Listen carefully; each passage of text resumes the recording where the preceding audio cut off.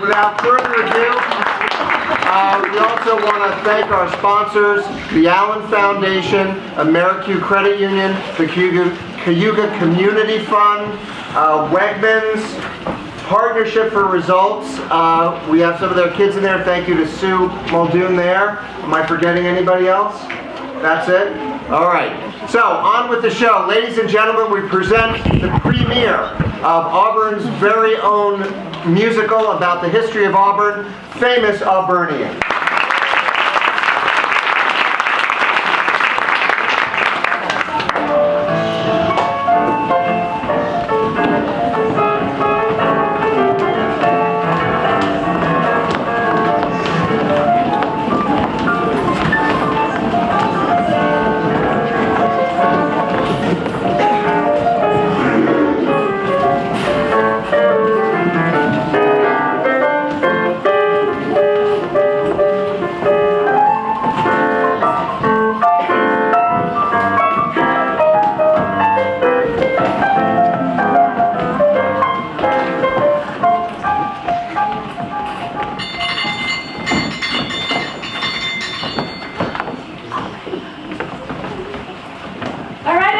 Back to your seats, please.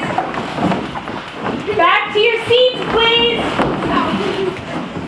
Thank you. As you know, your parents will come to school tonight to see your wax museum presentation. For the last 10 years, everyone at Harriet Tubman Elementary has been asked to research someone famous. But as you know, you're not just asked to research someone famous, you're asked to research someone famous right here in Auburn. Give me a moment while I reload the slideshow. Auburn history is so dull. This time, it's a whole snooze. Naomi. What? We're supposed to be Dora the Explorer? Is it Gloria and I added to be? The famous Thursday rode up and Rose went underway. Who's that? Geez, haven't you heard of Girls Gone Wild, Glenn? All the moms are reading it at book club. Look, you gotta be prepared for this because it's 25% of the final grade. What am I gonna do? Lousy stage fright. I really need a pickle. I've been researching for weeks and I've done everything. My report, my costume, but still, my stomach is in knots. I wish I could just hand in my report and forget about having to stand up in front of everyone. Okay, let's take a look at a few photos from Auburn's history, which compromises a large and complex tapestry of interwoven stories. Boring! Hey, hold it right there, Dale. Okay, first slide. Look familiar, anyone? Anyone? I'll give you a hint. We'll be taking an afternoon field trip here next week. Oh, that's what the cemetery right near my house. Good, Reggie. Now, does anyone know who is buried in Fort Hill Cemetery? Yes, Dale? Dead people? Seriously? Anyone else? Yes, Gloria, go ahead. Harriet Tubman, the abolitionist, William H. Seward, the statesman, Jerome Holland, the first African-American director of the New York Stock Exchange, Eliza Wright Osborne, women's rights activist, John Hardenberg. Thank you, Gloria. That was quite thorough. Now, going way back, does anyone know who was buried here before John Hardenberg, one of Auburn's founders, the first European to settle here? Naomi? Like dinosaurs? Yeah, I love the dinosaur barbecue. Not quite, Gwen. Yes, Adele? From what I've read, some people of the Cayuga Nation of the Iroquois Confederacy lived on the hills of Fort Hill Cemetery for hundreds of years. Exactly, but the Iroquois weren't the first ones to settle here. An ancient people sculpted the hills from what some call the Osco Temple. We know very little about these people whom the Iroquois refer to as wiser but weaker. Good gravy, look at the time. Okay, we've got to get warmed up here. Everyone stand up and let's get ready for the opening number. Stand up.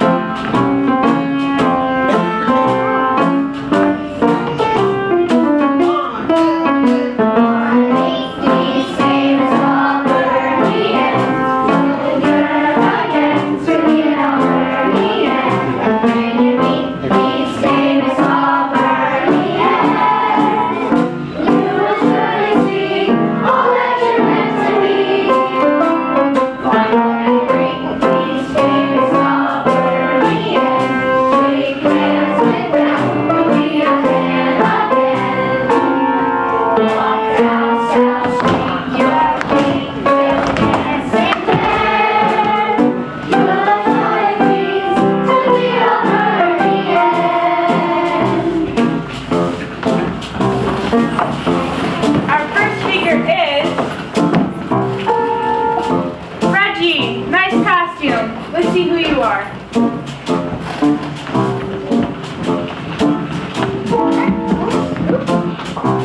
I am Thomas Osborne. I was a prison administrator, prison reformer, industrialist, and New York State political reformer. I once spent a week in Auburn's prison pretending to be Tom Brown just to see what it was like inside. I had many strong women in my family, like like Martha Coffin Wright and Lucretia Mott. It supported women's self-suffrage.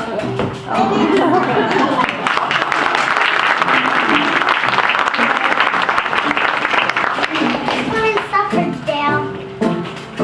Well, that's good enough for me. Thank you.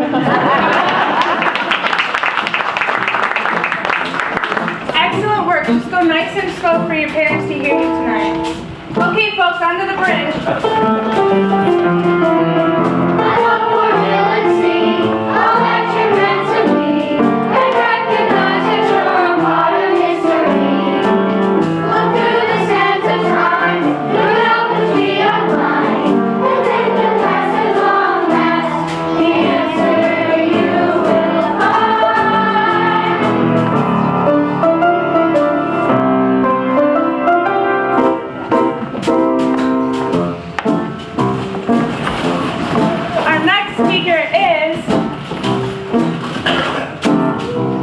Let's see what we can learn about Emily Howland today.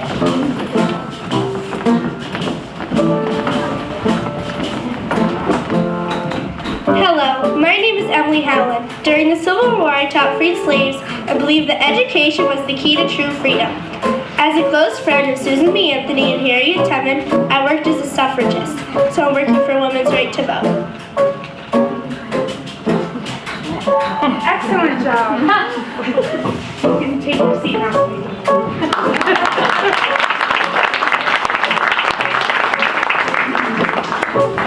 On to the final chorus.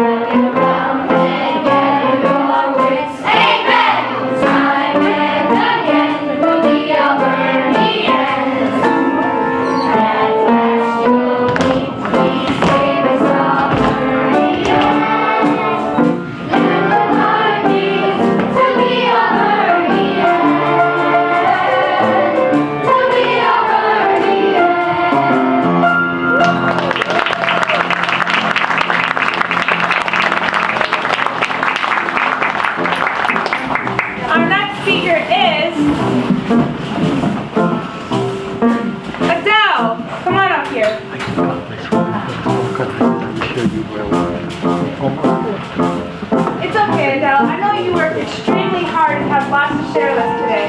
It's okay, I'm right here.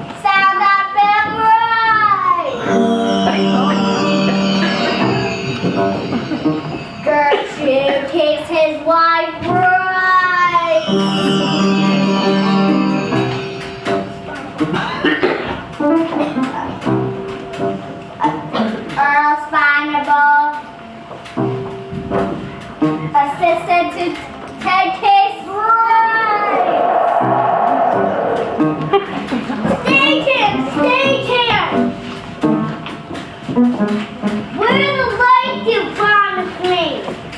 Come on! I've been waiting on the stage manager. She's up to her old tricks again. Calling up the dead? Who does she think she is? Crow Dee? What? David Copperfield. Right! Willard Fun, the inventor of time clock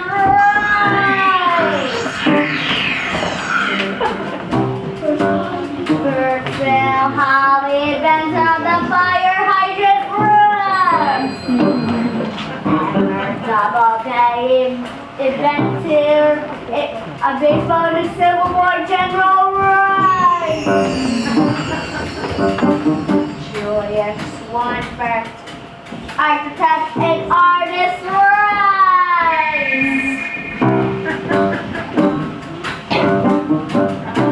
Hello? Name, please. What? Name, please. Adele Walker. Let's see here now. Swan, Stewart, Tubman, Redmond, Willard. Wait a minute. Let's see they walk out here. Are you sure? Oh, very funny, Miss Stewart. You are a regular comedian.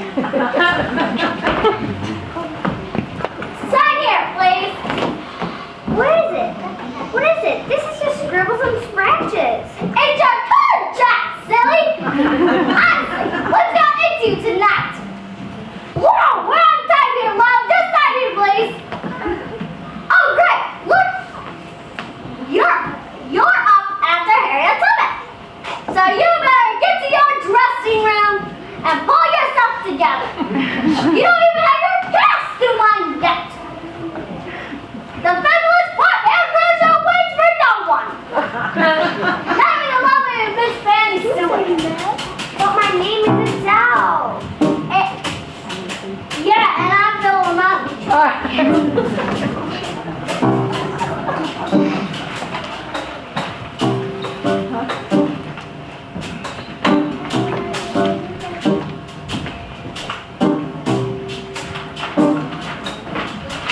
Station escort Miss Stewart to our dressing room. Oh, he's got some nerve, always bossing me around. What was that? I meant to say, I love to serve. Cut a bomb! Cut a bomb! The shot finds that time, place. Everyone places!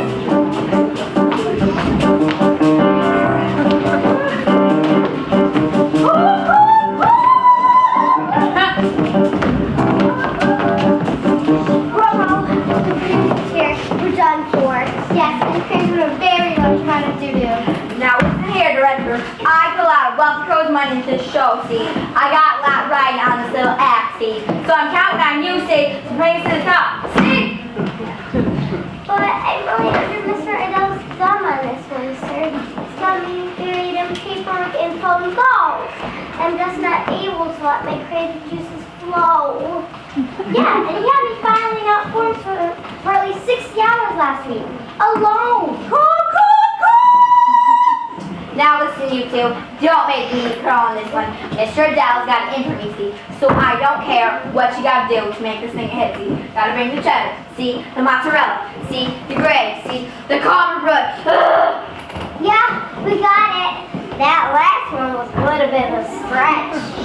You just wait for Fanny Stewart's act, sir. She'll knock your tails off. And the Fanny's for Hill Crow Show will succeed yet. She better, because we need that cheddar. Check it, understood, sir.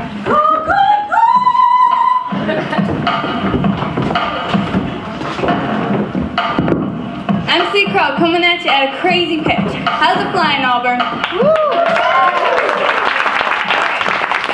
Put your hands in the air like you just don't care. When I say yo, you say crow. Ready? Yo. Crow. Yo. Crow. Oh, come on, guys, louder. Yo. Crow. Yo. Crow. All right. Live from downtown Auburn, New York. Welcome to the annual Fabulous Crochet. At least you forgot the contributions of these great citizens of years past. We bring you the top talent, the famed names, the most marvelous men and women of Auburn's past, the famous Auburnians. But first, with our own feathered chanteuse, the hottest bird in town, the most ravishing raven around, Miss Crow Diva.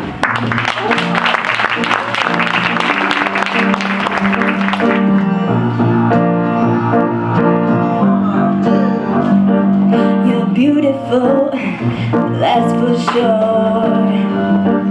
You'll never ever fade.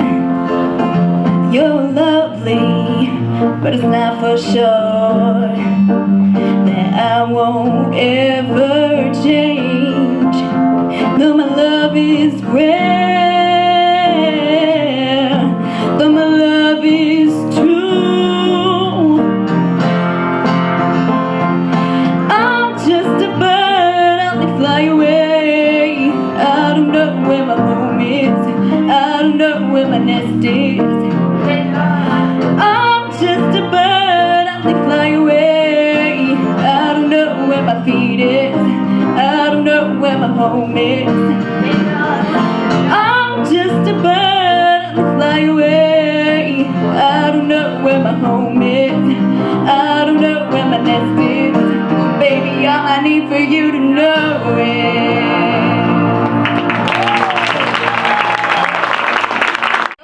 Hot wings. You got some great pipes there, Miss Diva. Miss Diva, ladies and germs.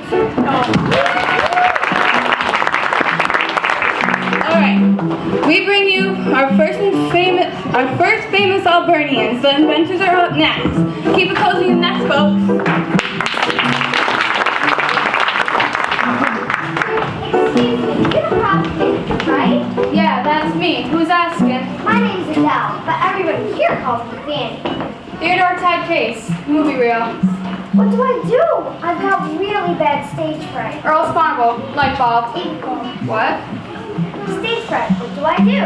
Ah, yes, stage fright. The Broadway Willies, the Ithaca Agita, the Buffalo Two-Step, the Syracuse Shudders. So how can I overcome it?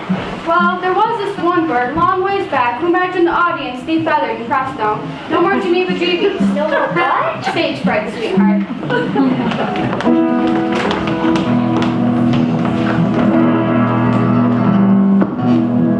If necessity is the mother of invention, then Auburn is the grandmother who can figure everything out, except how to keep the crow poop off the old gravestones. First, we bring you up Ted Case, his beautiful kerchief, and his trusty yet slightly resentful sidekick, and crazy chemist, Earl Sponable.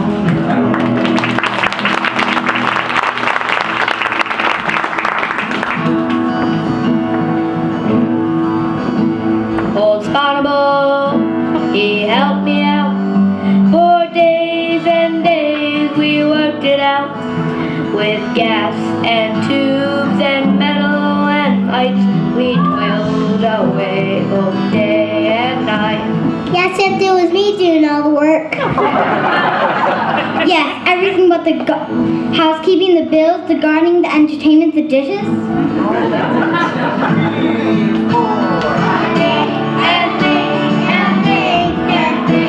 It's just when I was young. Take a break, sit down, relax, and a flood of ideas like touching that. Wasn't thinking why then it came. And that's how I played the inventor's game.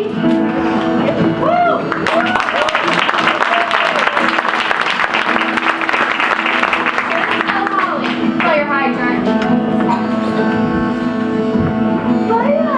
Roller buggy, time clock. Howdy, Bullard. You got me on the clock again today? Sure do, Berthill. Just make sure you clock yourself this time. The Brady guys got you down for over 92 years of overtime pay. Hey, I've been busy saving lives over here. Speaking of the fire hydrant, weren't there only two cities that didn't install your fire hydrant system? Yeah, Chicago and Gasport, New York. I tried to sell it to Gasport City Council, but they wouldn't listen. And on the day I died, Gasport burned to the ground.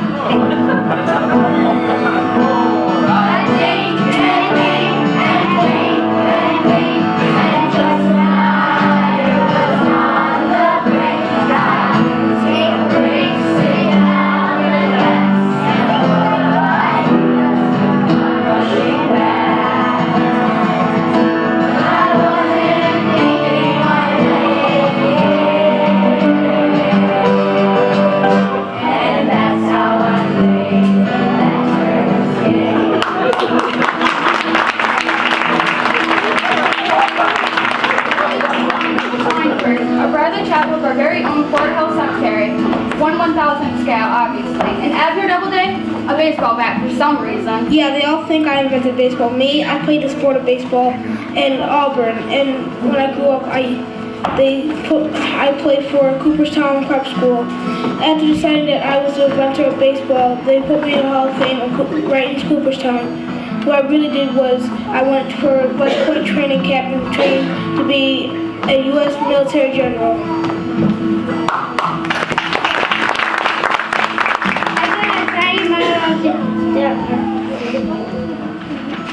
A museum, the very chapel that I designed. Me and my two brothers are architects.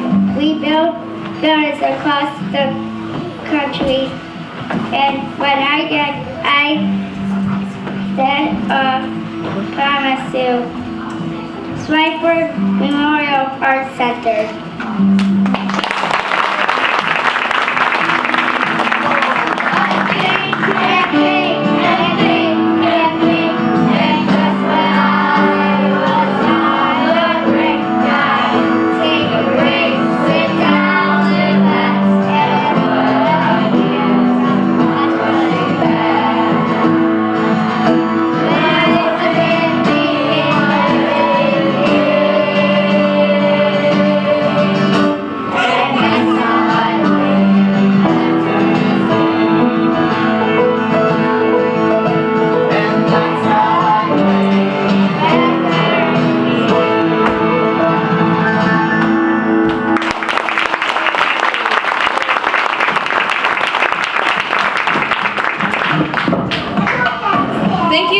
Thank you so much for those nerd with notions. But seriously, folks, where do crows come from? Croatia! Hey, kid, this is my bit and you're cramping my style. What about sports? What's a crow's favorite game? Gotta guess, anyone? Croquet! Alright, I bet you guys never heard of this one. What is an albino crow called? Caucasian. Alright, okay. I could go on, but before we present our next famous Auburnians, here's Mr. Will Rogers with words from our sponsors, the Energetic Shoes, and the Wegmans Piano Company.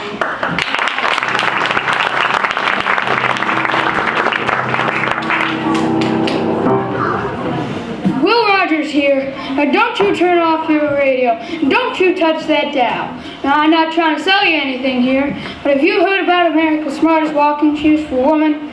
I'm talking about a little shoe company out of Auburn, New York. You know Auburn, famous for sound on film, electric chairs, and now shoes. Come on out here, ladies. I'd like to introduce to you the Energetic Melodies.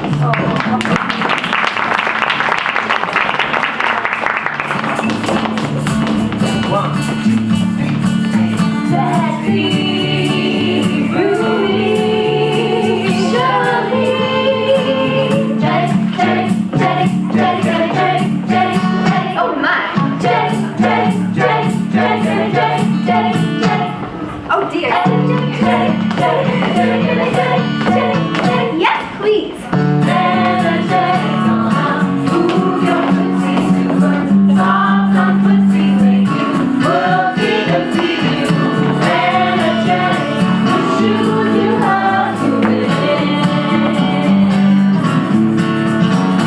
Cause you're filthy.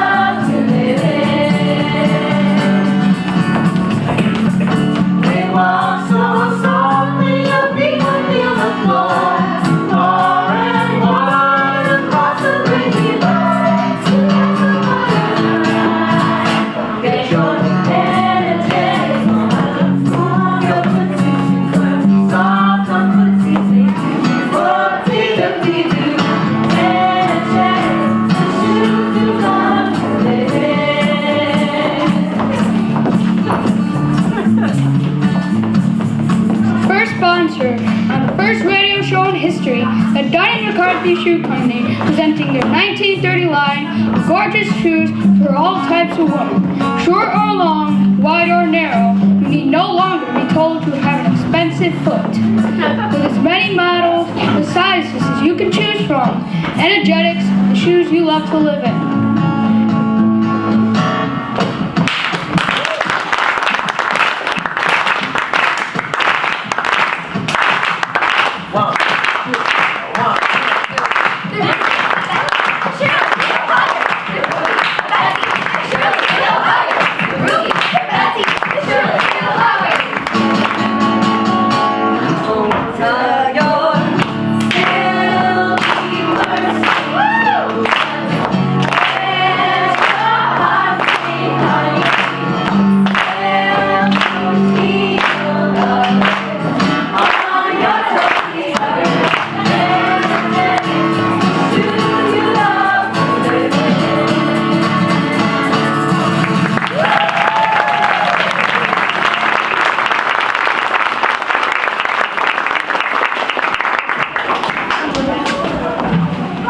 Thank you, ladies, for bringing a shoe-stomping good time. Now I'd like to introduce to you our next sponsor, Wegman Piano Company, with special guests, Mr. and Mrs. Wegman.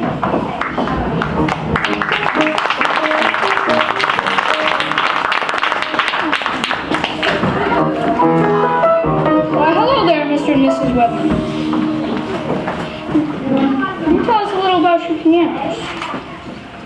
Well, I have seen our Auburnian Piano Company grow from a small concern to a big and successful factory. What makes your piano so successful? What makes the Wegman piano such a swell instrument? Well, judges have said that our pianos can stay in tune louder than any piano out there and have the best tone quality. Mrs. Wegman, tell us a little about your pianos. The local street factory has had many uses in the years, since the demise of our Wegman Piano Company and the Great Fire at our factory in 1914. They say they could hear weird notes emitted by the nearly finished burning pianos inside, as though the instruments were crying out to be saved. Goodness gracious, great balls of fire! Do you think Auburnians will be using their pianos 83 years from now, say in 2013? Why, yes, I do. To many longtime residents, our building is still known as the old piano factory, like the Wegman pianos in many local homes. It's a reminder of the community's once proud industrial past.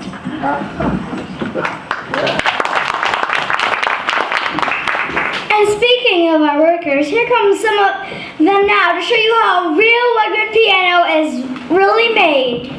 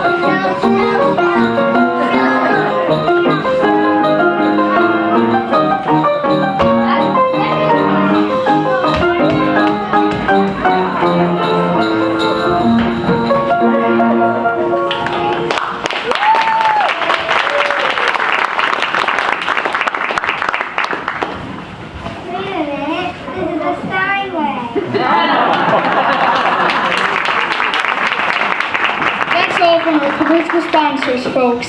Now back to MC Crow and the fabulous Fort Hill Crow Show.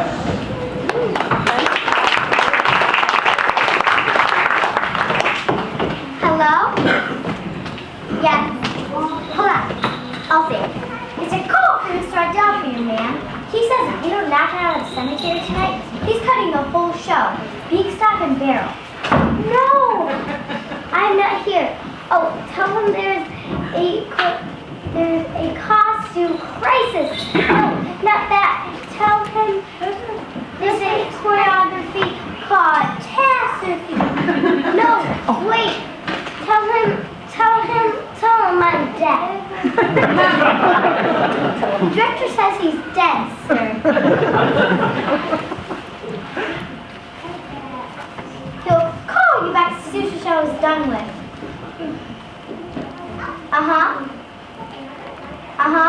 Got it. I'll relay the message. Well, you're a dirty, dirty bird. Why, thank you. Now, what's the message? Oh, he also mentioned something about pulling the plug on the Fort Hill Crow Show.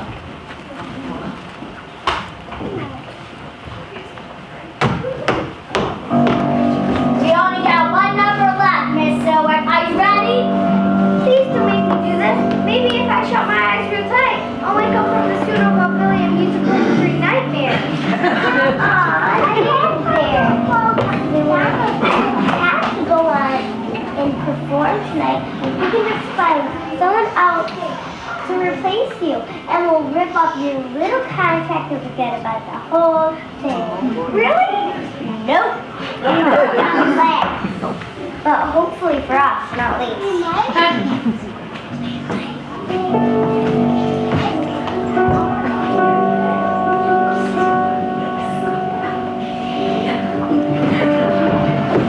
The director says sing, you say what key? When the director says dance, you say backtracks or waltz. When the director says act, you say, well, you say, I don't know what you say. You're going on stack.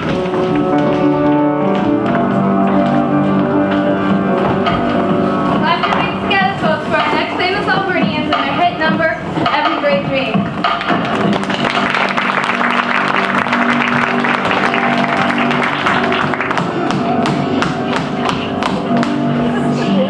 Logan Rice.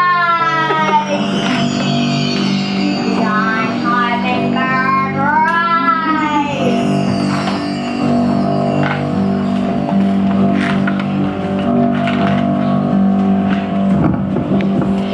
I am Logan, born in the Oneida Nation of Haudenosaunee, or Iroquois people. Son of Chickamauga and an important diplomat for the Iroquois Confederacy. I fought for my land and home, but was eventually forced to move my family into Ohio country. Although I was not born, did not live or die in Auburn, the people of this place have built a monument in my memory here in Fort Hill Cemetery. So I share with you today my story, a story shared by many of my people. I appeal to any white man to say, if ever he entered my cabin hungry, I gave him not meat. If ever he entered my cabin cold and naked, I clothed him not. During the long last and bloody war, I remained idle in my cabin, an advocate for peace.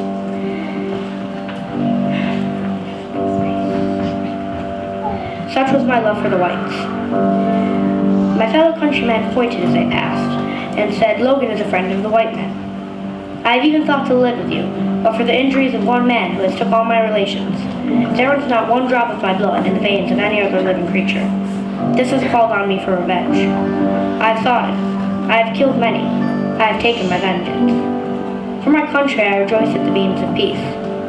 Do not harbor a thought that Logan says joy fear. Logan never felt fear.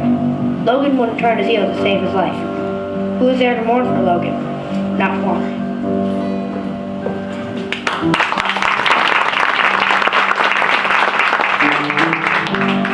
Colonel John Hardenberg here. My family came from Holland to New World in the mid-17th century. Following in their footsteps, I founded the city of Auburn in 1793, continuing a proud tradition of discovering new lands, fighting for freedom, and creating prosperity and opportunity.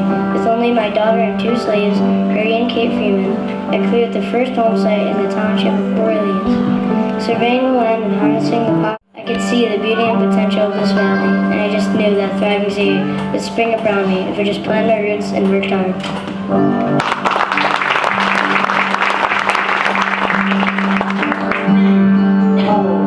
I didn't choose to stay, I'd never be so brave. Although I was betrayed, I'd never be afraid. Every great dream, every great dream, every great dream begins with a dreamer.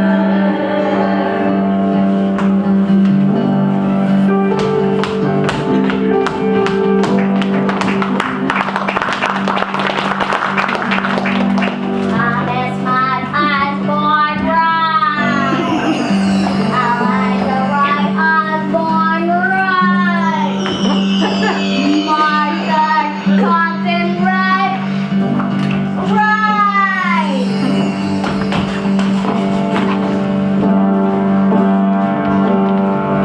Over the course of my life, I am most proud of my work in prison reform.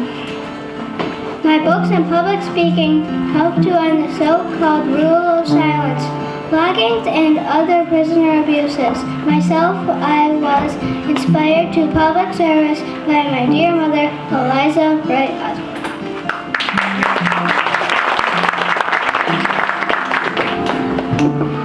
Thank you, Thomas. I was the mother of 4 children, and I devoted my prodigious energies to both my household and to the plight of a French woman. I hosted regular meetings at my Auburn home and was also active in promoting education to the arts.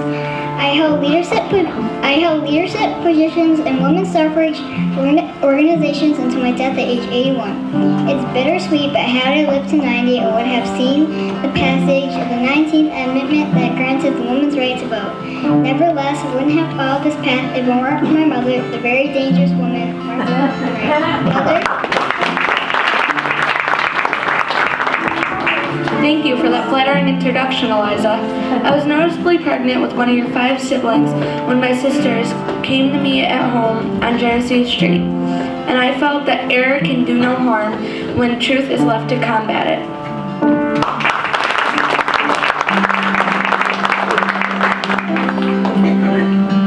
St. Francis takes Willard right. Caroline Willard right. Georgiana and Caroline Willard right.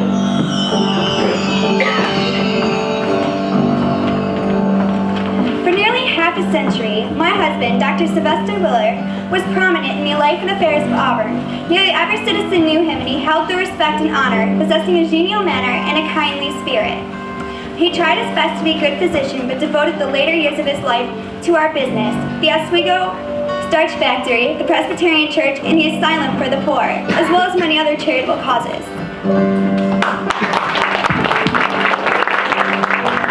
With the help of my sister Caroline, we built the Willing Memorial Chapel in memory of our mother and father. The Stanley Glass Cylinder will be installation by Tiffany remains a beautiful, comfortable landscape to the community of Auburn.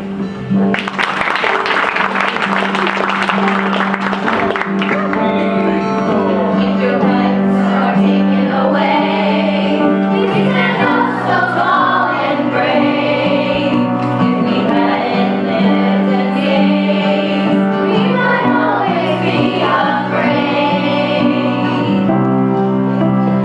Every great dream, every great dream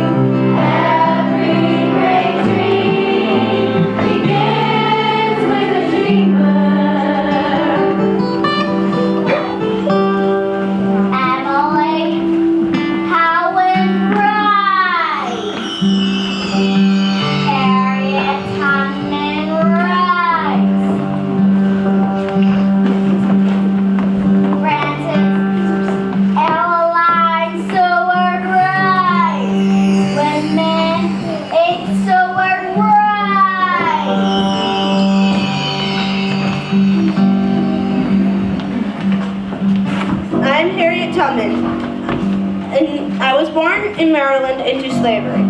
At age 29, I escaped and was a conductor of the Underground Railroad. And I can say what most conductors can't say. I never ran my train off the tracks, and I never lost a passenger.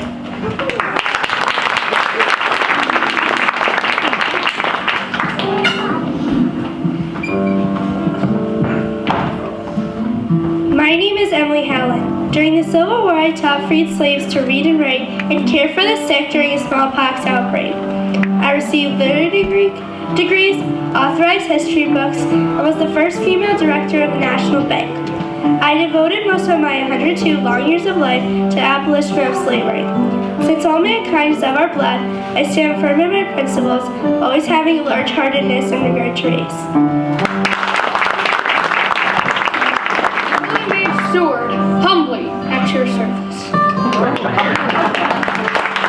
All my life, I fought for justice, and working within the legal and governmental systems, fighting for the rights of all citizens, races, religions, and abilities.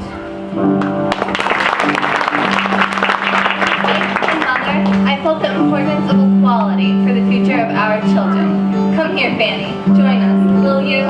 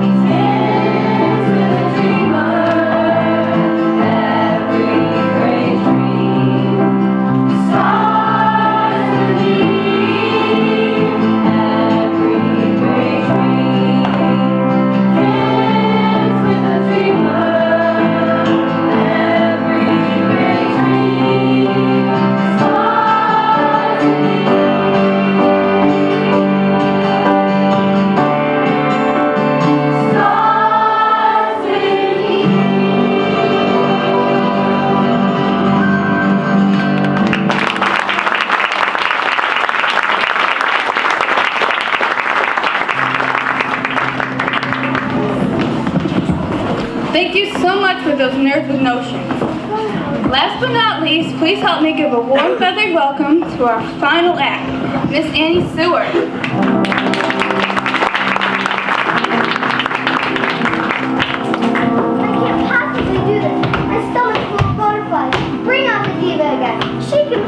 Instead, get out there, hold your eyes. Go back down, Stuart. It's all right here in your contract. Yes, what do you think? But I didn't even know what I was signing. Mr. Adele, see, we don't date actors who don't follow through on their contracts. There's only one way out, see, on stage. See? But Fanny, if you don't tell your story, who will tell us? Who will know what you did? You gotta pass your story down.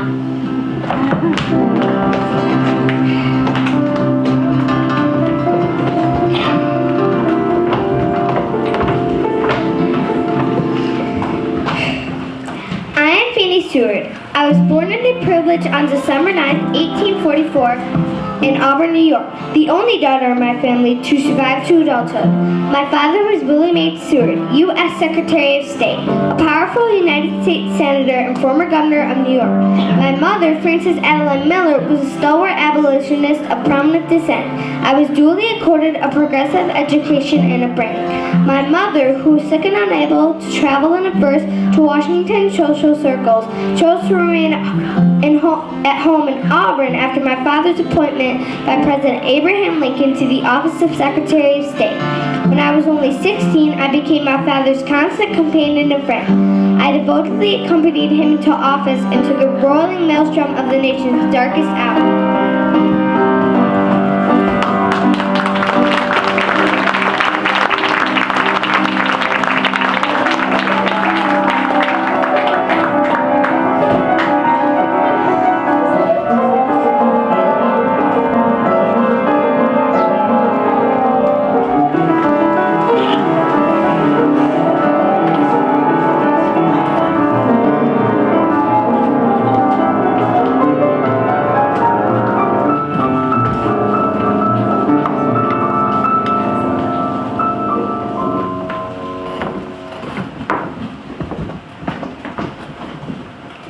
I was sensitive and precocious and aspired to literary greatness by maintaining a voluminous diary throughout the course of the Civil War, documenting with intimate detail social and political milieu of Washington, D.C. during the Lincoln administration. I succumbed to tuberculosis at the age of 21 in October 1866.